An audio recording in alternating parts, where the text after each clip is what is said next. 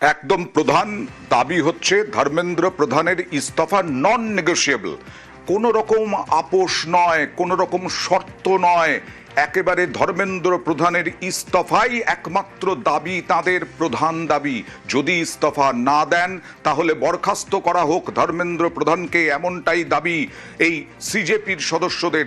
সরাসরি চলে যাব মৈত্রীর কাছে। মৈত্রী, তুমি বলছিলে যে এই রকমভাবে শর্ত যদি পূরণ করা হয়, ধর্মেন্দ্র প্রধান যদি ইস্তফা দেন তাহলে একটা দৃষ্টান্ত হয়ে যাবে, পরবর্তীকালে কেন্দ্রীয় সরকার তার সরকার চালাতে অসুবিধার মধ্যে পড়তে পারেন। কিন্তু নিট পেপার লিকে এই যে এত বড় একটা ভয়ঙ্কর ঘটনা ঘটে গেছে, তার দায় তো একজন কেন্দ্রীয় শিক্ষামন্ত্রী হিসেবে তার ঘাড়েই বর্তায়।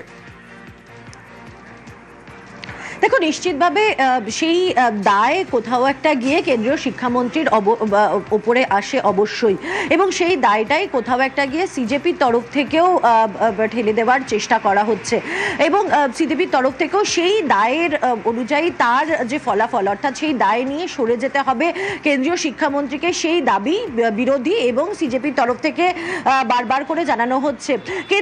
কিন্তু কেন্দ্রীয় মন্ত্রিসভার বা বলা যেতে পারে শীর্ষস্থানীয় যারা নেতৃত্ব রয়েছে তারা মনে করছেন যে যদি এরকম শর্ত একবার আসে তাহলে এই শর্ত পরে আগামী দিনে আরো বারবার আসতে পারেন, এবং কোথাও একটা বাহ্যিক যে প্রেশার আসছে সেই প্রেশারের কাছে বো ডাউন করা কতটা করা সম্ভব সরকারের, এবং কতটা করলে আগামী দিনের কোনো প্রেসিডেন্ট তৈরি হয়ে যাবে না, সেই বিষয়টাও কিন্তু এই মুহূর্তে ভাবনার, এবং সেটা নিয়েও কিন্তু সরকার নিজের স্ট্র্যাটেজি তৈরি করছে।